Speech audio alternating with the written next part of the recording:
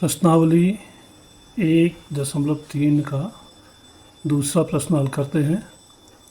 प्रश्न 2 है ए, बी और सी के निम्नलिखित मानों में से प्रत्येक के लिए ए भाग बी धन सी कोष्ठक में बराबर नहीं है ए भाग बी छोटा कोष्ठक में और धन ए भाग सी छोटे कोष्ठक। इसको हमने हल करना है। इसके लिए मान दिया है a बराबर 12, b बराबर 4, c बराबर 2। इन मानों को इनकी जगह रख के हमने हल करके देखना है कि ये बराबर हैं दोनों पक्ष के नहीं। तो सबसे पहले हम मान रखते हैं a भाग b धन c बराबर नहीं है a भाग b धन ए भाग सी।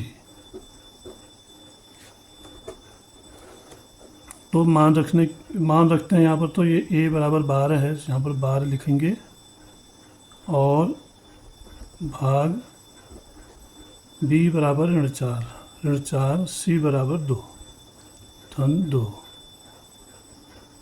इस पक्ष को हल कर लेते हैं पहले।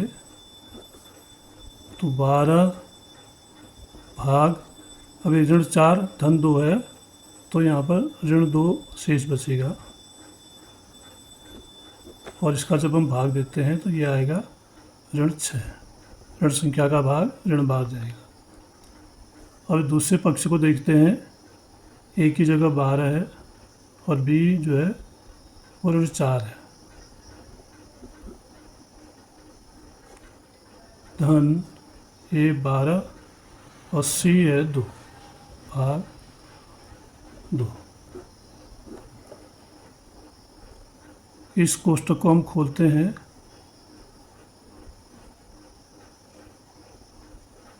नहीं, ये 12 है तो 12 भाग ऋण धन ऋण 4 होगा ये। तो 12 का भाग ऋण 4 में देंगे तो 4 3 12 ने ऋण 12 भाग जाएगा 3 और इधर धन 2 छक्के 12 6 यहाँ पर आ गया। तो अब इसको हम हल करते हैं। तो 4 3 12 ऋण 3 धन 6, ऋण 3 और धन 6 को इसको हल करेंगे तो यहाँ पर धन 3 बचेगा।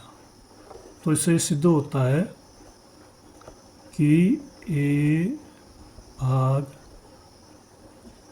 बी धन सी बराबर नहीं है ए भाग बी धन ए भाग सी। ये सत्यापित हो गया क्योंकि ये ऋण 6 आ रहा है और ये 3 आ रहा है इसका आंसर। तो ये सत्यापित हो गया। इसी का बी क्वेश्चन है। बी के मान हैं ए बराबर ऋण 10 और बी बराबर 1 और सी बराबर 1। इन मानों को रख के हम देखेंगे तो इसमें भी दोनों पद हम लिखते हैं ए भाग बी धन सी बराबर नहीं है ए भाग बी धन ए भाग सी। तो ए बराबर ऋण 10 है, ऋण 10 भाग बी धन सी। बी है 1, सी है 1 धन 1। इसी पक्ष को हम हल करेंगे पहले। ऋण 10 भाग 2 तो भागफल आएगा ऋण 5 और इधर का पक्ष देखेंगे। ए है ऋण 10 भाग बी है 1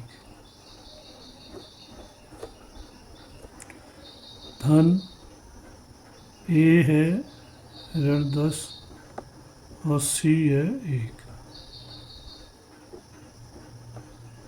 इनको हमने हल करना है। 1 का भाग हम 10 में देते हैं तो ऋण 10 बाहर ही जाएगा और यहाँ भी 1 का भाग ऋण 10 में देंगे तो ऋण 10 ही बार जाएगा, तो इसका आंसर हो गया ऋण 20।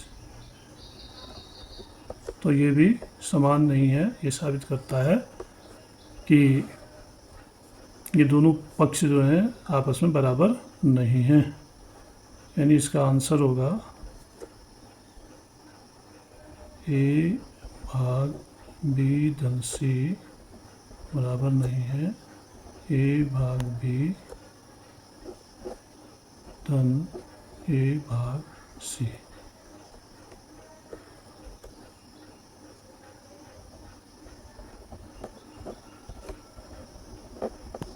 बराबर नहीं। Thank you.